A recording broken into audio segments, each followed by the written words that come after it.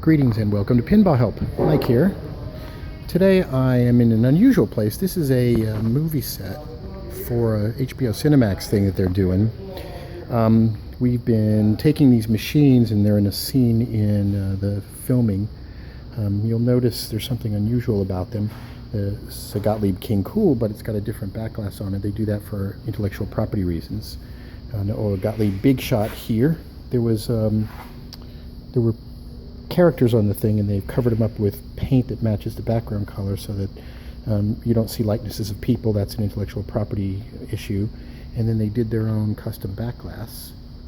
And this is a game that in the scene, when it comes out, you'll see the character lifts it up and smashes it.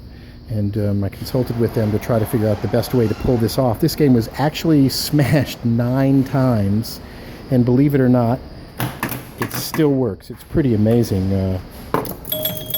that this thing was dropped. Both of the legs are broken off. The head has been mangled. We didn't really want to do anything with this game and have it destroyed, but they were gonna do it anyway. So I found this old basket case of a game and worked out a deal where we're going to get it back after they've done the filming. So we'll try to restore it. So interesting scene. You'll look for it in the show. Called Quarry.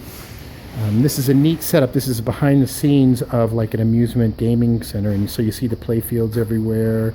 Kind of a neat setup and a scene.